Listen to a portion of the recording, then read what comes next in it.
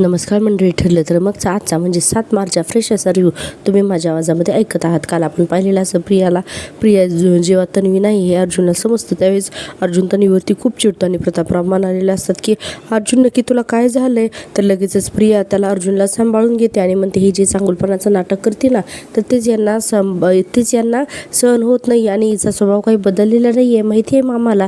ही सगळी नाटकं करते आणि म्हणते की सगळ्यांची ही दिशाभूल करते, गौऱ्या काय थापते, ही सगळी नाटकं आहेत हे माहिती आहे ना आम्हाला. असं सायली आता मुद्दा म्हणून अर्जुनला थांबवण्यासाठी बोलत असते. अर्जुन म्हणत असतो सायली तू, तर सायली म्हणते हे बघा मी तिला पाठीशी घालत नाही आहे, ही आत्तासुद्धा नाटकच करत होती स्वयंपाकघरामध्ये जाण्याचं. असं आता वेळ मारून नेण्यासाठी सायली मुद्दा म्हणून अर्जुनच्या पुढे आवाज चढवत असते आणि म्हणत असते की तुम्ही उगाच चिडचिड करू नका, ही जी नाटकं घरामध्ये सगळ्यांना माहितीत म्हणून. आणि हा भाग आपण कालचाच थोडासा पाहिलेला आहे. आता प्रिया म्हणते सायली अगं तू का सगळ्यांना माझ्या विरोधात भडकवतीस म्हणून, आणि पुढे म्हणते की आणि मी चांगलं वागण्याचा प्रयत्न करते, हे तुम्हाला जर का खोटं वाटत असेल ना तर प्लीज तुम्ही या सगळ्यापासून ना दूर राहा, मला माझ्या माणसांची ना सेवा करू द्या. असं आता ही प्रिया नाटकी आवाजात बोलायला लागते.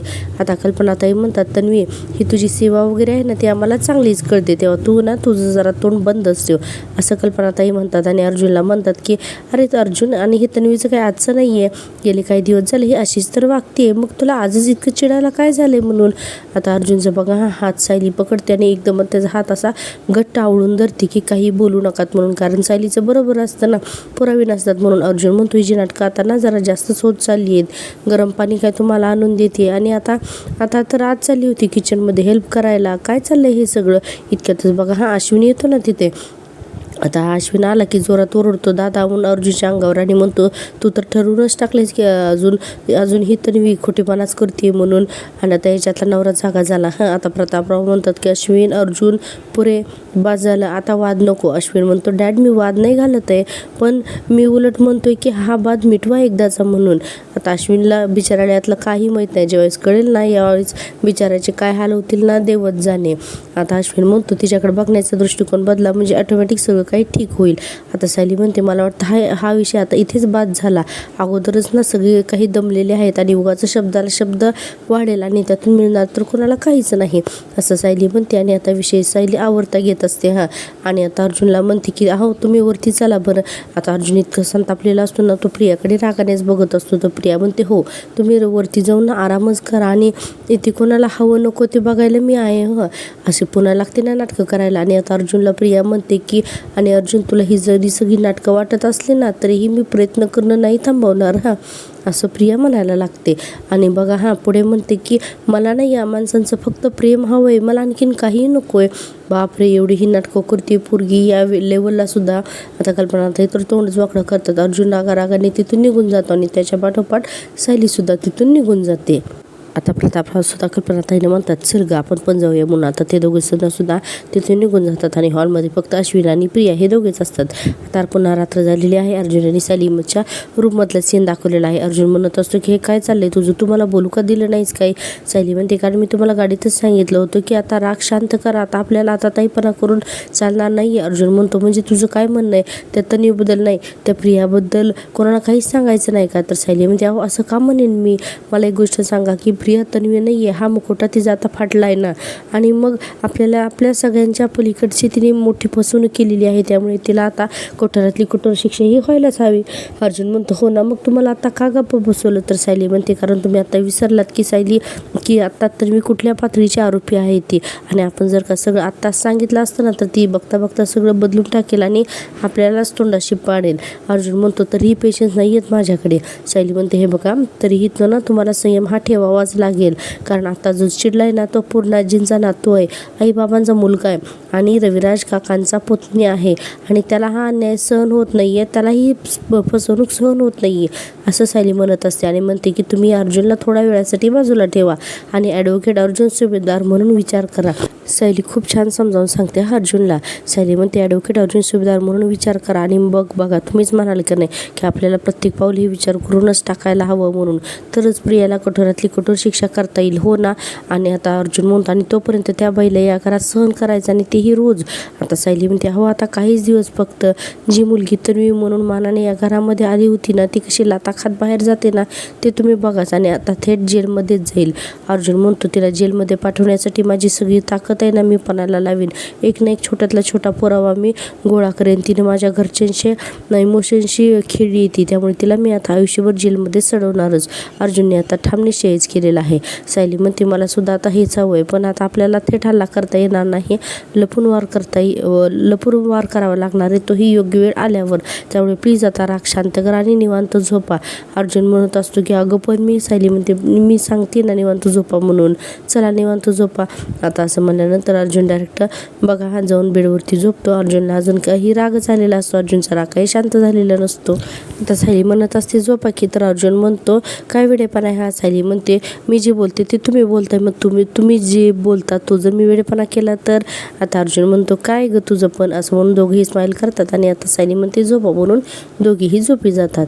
पण सायली मात्र विचारच करत असते. आता आपण पाहतोय दुसऱ्या दिवशीच्या सकाळचा सीन. आता सुभेदारांच्या हॉलमध्ये सगळेजण जमलेले असतात आणि प्रतापराव म्हणत असतात रविराज तुम्ही तिघांनी आणखीन काही दिवस राहायलाच हवं होतं. रविराज म्हणतात अगं नाही म्हणत आम्ही खूप दिवस राहिलोच की असं रविराज म्हणतात. आता प्रतापराव म्हणतात अरे आत्ता कुठं प्रतिमाला बरं वाटायला लागलं होतं. रविराज म्हणतात अरे आता घरी गेल्यानंतर आणखीन तिला बरं वाटेल त्यात काय एवढं असं म्हणत असतात. आणि पुढे रविराज म्हणतात आणि खूप गरज होती ना त्यावेळेस तुमचा पाहुणचार घेतला ना आम्ही. आता सुमनला सुद्धा हे पटत असते. रविराज म्हणतात आता आम्हाला जाऊ देत ना आमच्या घरी. पुन्हाजी म्हणतात पण इतकी कसली घाई आहे तुम्हाला इथं कसला काही त्रास होतोय का. आणि पूर्णाजी म्हणतात सुमन तुझं मन इथं रमत नाही आहे का गं. तर सुमन म्हणते नाही पूर्ण असं अजिबात नाही हो असं अजिबात नाही आहे असं सुमन म्हणत असते. आणि पुढे म्हणते की मला माहिती आहे तुम्हाला सगळ्यांना काळजी वाटत असेल की आमच्या घरी गेल्यानंतर मला पुन्हा सगळ्या आठवणी आठवतील आणि त्रास होईल म्हणून. हो ना असं आता सुमन म्हणत असते. पण वहिनी आणि भाऊजी आहेत ना माझ्याबरोबर त्यामुळे मला ना आता नाही त्रास होणार असं सुमन म्हणत असते. आता कल्पनाताई म्हणतात आता तिने ठरवलंच आहे तर आपण तर काय बोलणार ना पूर्णाई. आता पूर्णाजीला सुद्धा हे पटतं. आता प्रतिमात्या म्हणतात बरं मग निघू आम्ही आता. इतक्यातच बघा ही ड्रामेबाज प्रिया येते ना पळत आई करून आणि म्हणते की आई मला माहिती आहे गं की तुला माझ्यासोबत वेळ घालवायला नाही आवडत आहे म्हणून. आणि लागते ड्रामा करायला. सगळ्यांची बघा हा चेहरेच उतरतात. ती आली की लगेच हात जोडते आणि म्हणते की पण हे बघ मी हात जोडते गं प्लीज थोडे दिवस इथं थांब ना गं असं लागते ना म्हणायला आता लगेचच. आणि म्हणते की आई प्लीज राहा ना गं मला ना तुझी थोडी तरी सेवा करू देत ना गं. रविराज म्हणतात तिची सेवा करायला आम्ही समर्थ आहोत. तुझी काही गरज नाही आहे तिची सेवा करून घेण्याची आणि तशीही तुझ्याकडून काही अपेक्षा पण नाही आहे आम्हाला असं रविराज म्हणत असतात. आता बघा सगळ्यांची चेहरे पडलेले दाखवलेत. कोणालाही उत्साह नसतो हिच्याशी बोलण्यासाठी. इतक्यातच वरून अर्जुन आणि सायली येत असतात आणि प्रिया म्हणत असते बरं निदान माझ्यासाठी नाही तर पूर्णाजीसाठी तरी थांबा ना म्हणून. आणि हेच वाक्य नेमकं अर्जुन ऐकतो आणि जोरात वरून ओरडतो ना तन्वी करून. आता सगळेजण बघायला लागतात. आता अर्जुन म्हणतो की तुझी नाटकं अजून सुरूच आहेत का. आणि आता जिन्यावरून भरभर चालत येत असतो. सायली त्याला सांगत असते अहो रागावर नियंत्रण ठेवा आता बोलण्याची काही गरज नाही आहे. अर्जुन खाली येतो आणि म्हणतो की तुला जर त्याची एवढी काळजी वाटते तर मग तू तिला रक्त द्यायला का आली नाहीस 1-1.5 तास कुठे भटकत होतीस. प्रिया म्हणते अरे मी सांगितलं ना मला अश्विनी सांगितलंच नव्हतं की तुम्ही आईला कुठल्या हॉस्पिटलला घेऊन गेला होतात ते. अर्जुन म्हणतो अश्विन ज्या हॉस्पिटलशी कनेक्टेड आहे तो तिथेच घेऊन जाणार ना प्रतिमा त्याला हा कॉमन सेन्स आहे. प्रिया म्हणते हो कॉमन सेन्स आहे पण तो इतर हॉस्पिटल्समध्ये सुद्धा व्हिजिटिंग डॉक्टर म्हणून सुद्धा जातो ना त्यामुळे मला ते नाही समजलं असं प्रिया सांगायला लागते. पण कोणालाही पटत नसतं. आणि पुढे प्रिया म्हणते आणि खरं सांगायचं तर त्यावेळेस मी इतकी पॅनिक झाले होते ना की कन्फ्यूज झाले आणि मला ना समजलंच नाही म्हणून असं लागते ना उत्तरं द्यायला. आता सायली म्हणते प्रिया अगं तू अजून किती वेळा तेच उत्तर देणार आहेस आणि तुला वाटतंय का आम्ही त्यावरती विश्वास ठेवू म्हणून प्लीज नको बोलूच गं तू पुन्हा तेच असं आता सायली सांगायला लागते. आणि बघा हा आता बाकीच्या घरात कुणीही काहीही बोलत नसतं. आणि आता सायली म्हणते की प्रतिमात्या लगेच सायली शांत होते आणि म्हणते की तुम्ही स्वतःची काळजी घ्या आणि औषधं वेळेवर घ्यायची आहेत असं आता सायली प्रतिमात्याला बोलायला लागते. इतक्यातच तिथे आता रविराज म्हणतात की आपण निघूयात का. अश्विन तिथे येतो आणि म्हणतो हे काय तुम्ही निघालात का. रविराज म्हणतात हो म्हणजे आता घरची आठवण यायला लागली ना निघायलाच हवं. तर सायली पटकन म्हणते की जरा थांबा. इतक्यातच प्रिया पण म्हणते जरा थांबा. आता दोघी जरा थांबा असं का म्हणतात हे घरात कोणालाच कळत नाही. आता प्रिया पळत जाते ना आणि एक स्टीलचा डब्बा घेऊन येते. आता प्रिया तो डबा घेऊन येते आणि म्हणते की आई मी तुझ्यासाठी ना मिक्स फ्रूट ड्रायफ्रूटचे लाडू करून ठेवले होते ग, असं म्हणून तो डबा काय दाखवत असते आणि म्हणते की हे आठवणीने घेऊन जा हां म्हणून. आणि आता रविराज आणि प्रतिमा आता यांच्या चेहऱ्यावरचे तर भाव शून्यच असतात. आणि बघा हां प्रिया म्हणते की आई प्लीज माझा राग अन्नावरती नको गो काढू म्हणून.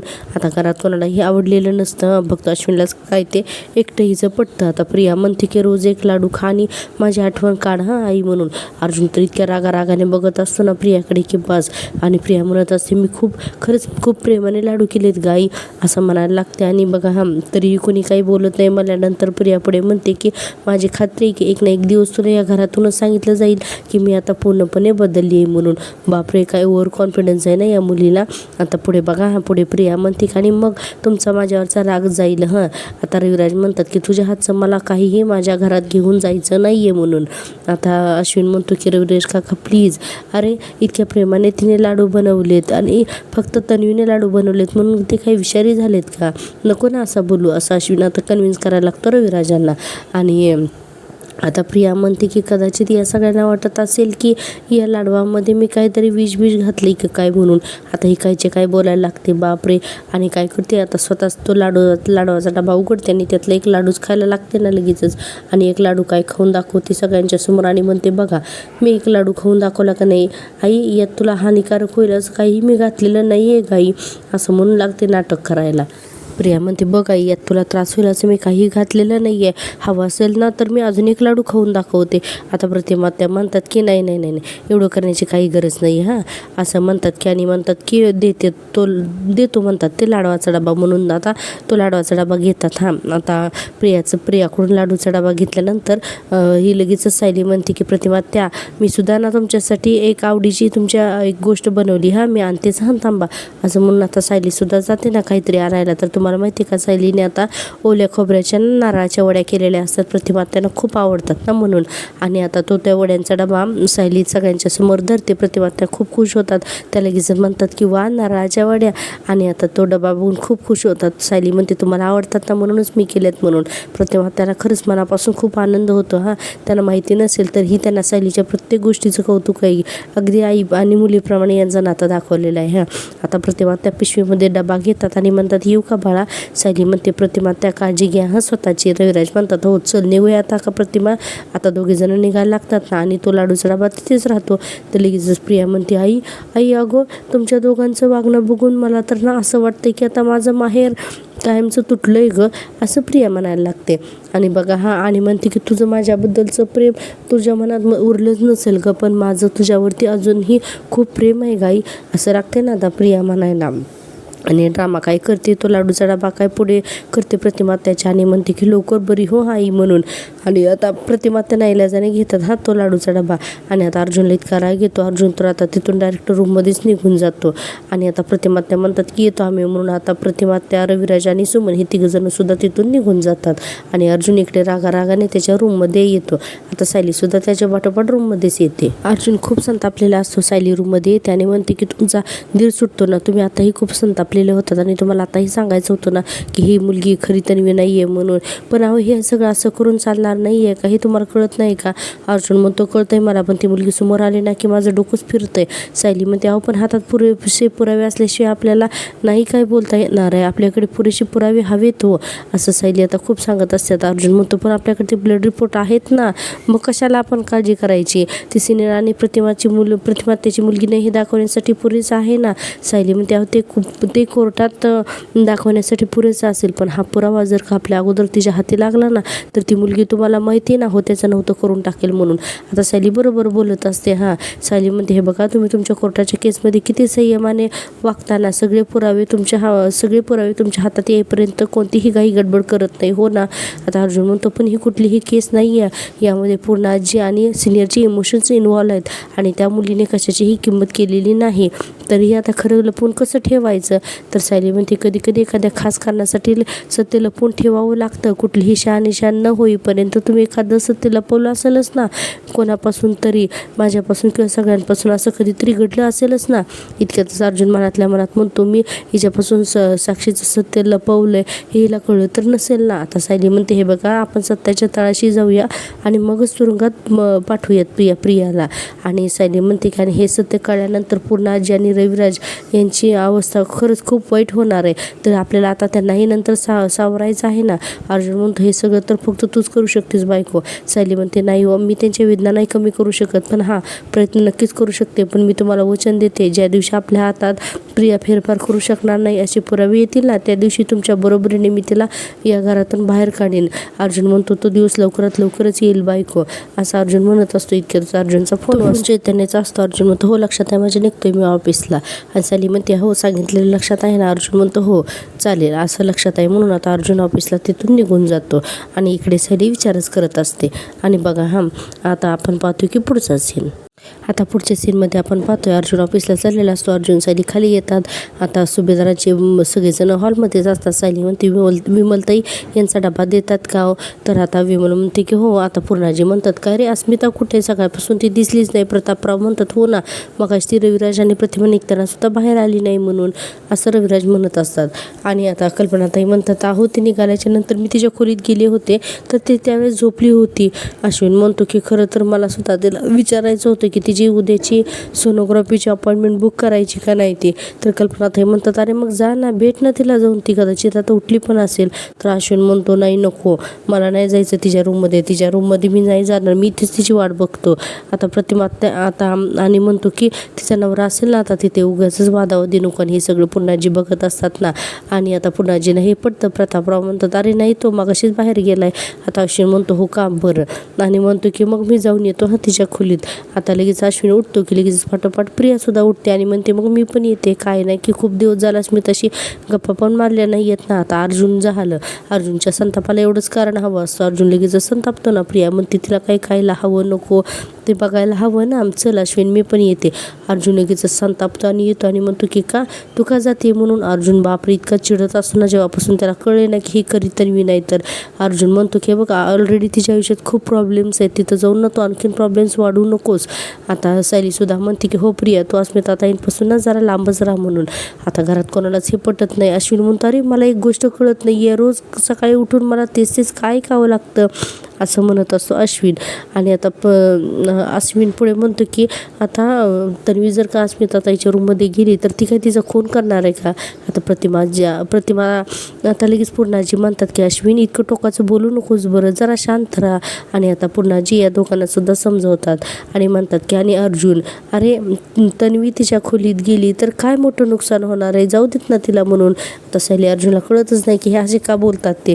पूर्णाजी म्हणतात अरे तिला तर फक्त अस्मिताशी बोलायचं आहे ना, बोलू देत ना मग काय हरकत आहे. आणि कल्पनाताई सुद्धा म्हणतात तन्वी जाग तुला जाऊन बोलायचं आहे ना म्हणून. आणि पुढे म्हणतात की आणि अस्मिताला काही खावंसं वाटत असेल ना तर मग ते तिला बनवून दे आणि प्रतापराव म्हणतात की आणि हे बघा तुम्ही आता विषय उगाचच वाढवू नकात आणि म्हणतात की आणि अर्जुन हे बघ तन्वीला जर का अस्मिताशी गप्पा माराव्या असे वाटत असतील ना तर गप्पा मारू देत ना, त्यात चुकीचं काय आहे. आता हे तिघजण पण असे का बोलतात ना हे अर्जुन सायलीला काही समजत नाही आणि या तिघांना काही सत्य माहिती नसतं. अश्विन म्हणतो की थँक्यू नशीब तुम्ही तन्वीला काहीतरी करू देत आहे असं अश्विन आता म्हणतो. आणि म्हणतो की चल तन्वी म्हणून. आता अश्विन आणि प्रिया दोघंजणं सुद्धा आता अस्मिताच्या रूममध्ये जातात आणि हे सगळं अर्जुन आणि सायलीला काही आवडत नसतं. आता अर्जुन इतका संतापतो ना की बस अर्जुन म्हणतो पूर्णाजी तू सिरियसली अगं तू तिला अस्मिता आता इकडे का जाऊ दिलंस. आता पूर्णाजी म्हणतात अर्जुन आता तन्वी चांगलं वागण्याचा प्रयत्न करते तर त्यात आपण मोडता नको घालायला, मला अश्विनचं म्हणणं पटतंय. हे बघ आपण तन्वीला विरोध करतोय तर रोज घरामध्ये आपल्या वाद होत आहेत तर ह्याचं व्हायला नको आहे ना, असं पूर्णाजी आता अर्जुनला समजावून सांगत असतात. अर्जुन म्हणतो अगं पूर्णाजी हे तू बोलतेस ती तन्वी किती खोटी आणि नाटकी हे तुला माहिती नाही आहे का. सायली तर म्हणते मी तुम्हा तिघांसमोर हात जोडून सांगते तुम्ही तिला परत संधी देऊन स्वतःचा विश्वासघात करून घेऊ नकात. प्रतापराव म्हणतात हे बघ आम्ही तिला संधी देऊन विश्वासघात करून घेत नाही आहेत, पण जर का ती बरं वाटते तर आपण तिच्याबरोबर बरं वागायला काय हरकत आहे असं आता प्रतापराव म्हणत असतात. आता पूर्णाजी सुद्धा म्हणतात मला खरं तर आता तन्वीचा विचारच करायचा नाही आहे असं आता पूर्णाजी म्हणतात. आणि पुढे म्हणतात की मला तर काळजी वाटते तर ती म्हणजे अस्मिताची आणि म्हणतात की तिचे कौतुक करायचे दिवस आहेत आणि हे सगळं काय होऊन बसलंय बघा ना असं आता पूर्णाजी म्हणतात. आणि कल्पनाताई तर म्हणतात मला तर ना अस्मिताचा चेहरा बघवतच नाही आहे, बिचारी ना सतत कसल्या तर टेन्शनमध्येच असते. अर्जुन म्हणतो जोपर्यंत अस्मिताईच्या आयुष्यात तो सचिन आहे ना तोपर्यंत तिच्या चेहऱ्यावरती कधीही स्माईल येणारच नाही आहे असं अर्जुन म्हणत असतो. आणि बघा पुढे अर्जुन म्हणतो की पण ही गोष्ट अस्मिताताईला कळत नाही आहे ना.